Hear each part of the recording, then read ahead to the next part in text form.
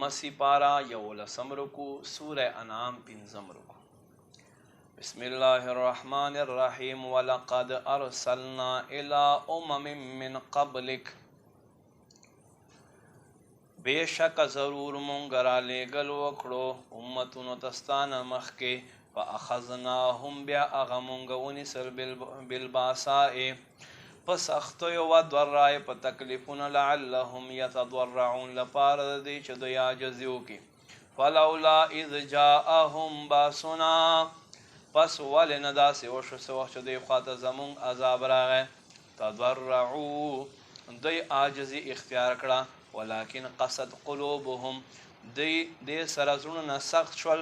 وزین لهم الشیطان ما كانوا یعملون، شیطان ښایسته وګرځول هغه چې څه د دوی کارونه وو. فلما نسوا، پس هر کله چې دوی هیر کړه ما ذکروا به، پس سره چې دوی ته نصیحت شو، فتحنا علیهم ابواب کل شیء، موږ په دوی باندې د هر یو شیز دروازې کولاو کړې. حتی تر دې اذا فرحوا، هر کله چې دوی خوشحاله شو، بما اوتو هغه چې دوی خواته راغ دوی ته میلاو شو، اخذناهم موږ دوی ونیسل بغتة ناڅاپه، فاذا هم مبلسون، پس په دې وخت کې د دوی امیدونه مات شو. فقطع دابر القوم الذين ظلموا، پس زیل کټ شوې د هغه قوم کم خلق چې ظالمانو. والحمد لله رب العالمین، ټول صفتونه الله دې پاره چې پالونکی د جهانونو دی. قل ورته فرمایا ارأیتم تاسو ګورئ ان اخذ الله سمعکم و ابصارکم، که چېرته الله تاسو نه د تاسو غوږونه او سترګې والي، وختم علی قلوبکم او د تاسو په زړونو مهر وهي، من اله غیر الله یاتیکم به، څوک ته الله نه علاوه عبادت مستحق هغه ذات چې تاسو له دا راوړي. انظر کیف نصرف الآیات، وګورئ څنګه رنګارنګ آیتونه مونږ بیانوو. ثم هم یصدفون، بیا هم دی مخ ګرځوي. قل اے محبوب ورته وفرمای ارأیتکم آیا تاسو ګورئ ان آتاکم عذاب الله، که چېرته راشي تاسو خواته الله عذاب بغتة ناڅاپه او جهرة یا کلم کله، هل یهلک الا القوم الظالمون، څوک به هلاک کېږي تباه کېږي سوا د ظالمانو.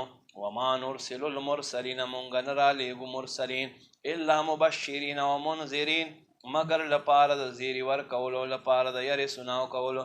فمن آمن و اصلح، پس کوم چې ایمان راوړي او ځان صحیح کی، فلا خوف علیهم سیره به په دوی نه، ولا هم یحزنون نه به دوی غمجن وي.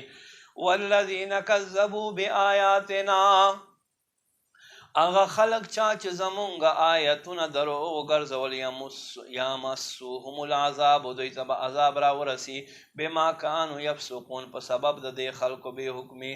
قل اے محبوبه ته ورته وفرمایه لا اقول لکم عندي خزائن الله،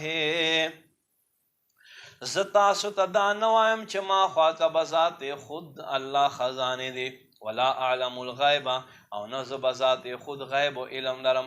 ولا اقول لکم انی ملک، او زه نه تاسو ته داسې وایم چې زه فرشته یم.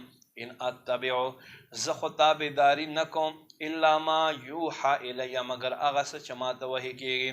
قلت ورته وفرمایه هل یستوی الاعمى والبصیر، آیا برابر دی ړاند او سترګوال؟ افلا تتفکرون، آیا تاسو غور نه کوئ؟